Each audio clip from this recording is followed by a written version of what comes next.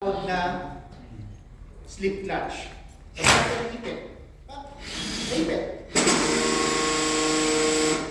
Dito sa loob ngayon, dito sa loob ng tool natin, kumbaga, meron tayong tinatawag na slip clutch. Okay? And protection yan para hindi maputol yung cable natin. Okay? And the pinaka ano yung nagbara. Tapos, kasadalo natin ng tool para tanggalin natin yung bara. Ngayon, simultaneously, pwede na natin pa-under yan. Gamitan ng camera.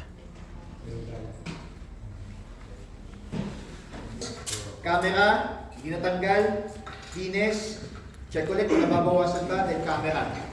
Okay? Yung camera. Ngayon, pwede mo nang pagsabayin. Habang naglilinis ka, nakikita mo. mo na ngayon yung nangyayari. So Galing. guys, ito natin ha.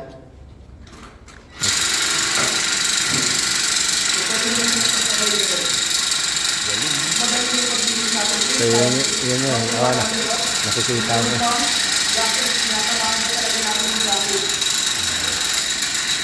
Kung malalaman na natin ito na tatanggalin ko is, at the same time, kapag nag-inis ka, pwede mo na rin gamitan ng locator, makahanap mo na rin kung saan banda. Kung meron ka ng solte, meron kang head, meron kang camera. Okay? And din na yung proof natin kagad sa customer natin na, sir, ito po yung bara, pinasadahan namin, natanggalan namin yung bara. Tapos at the same time, with camera and painting. Supporting document. So yun ngayon yung advantage ng paggamit natin ng flex shop. Sa combination tool, pwede na natin gamitin diretso ng camera.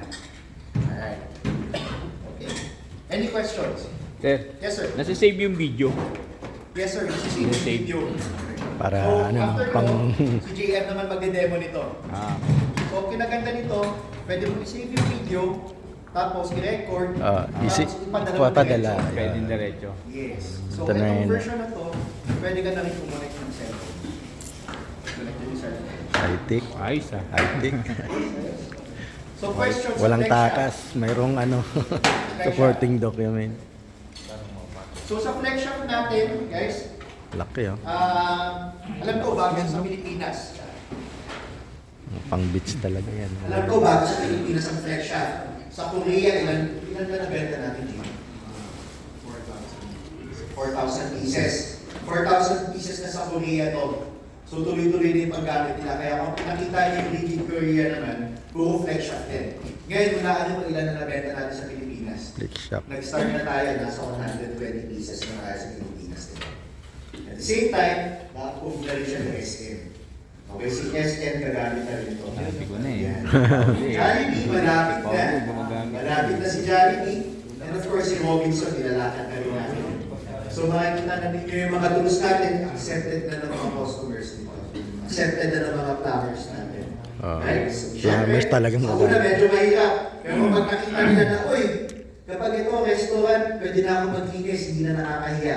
Uy, sa condo, pwede na ako maglinis, hindi ko na kailangan magbuhat ng mabigat. Ang pinakamaganda niyan sa hotel. Uy, sa hotel, barato. Hindi ako makakaskobo ng kabilang guest kasi tahimik yung tool ko. Okay, hindi na rin siya ganun kahirap talaga. Alright? So, with that, questions? Hindi na papalitan yung dulo. Napapalitan siya, sir. So, pwede mo siyang palitan. Maraming klase tayo ng knockouts. Meron din tayong carbide na knockout. Tapos ito, accessory siya. Meron din tayong mga brush dito. Meron nylon brush. Meron combination ng nylon at saka steel brush.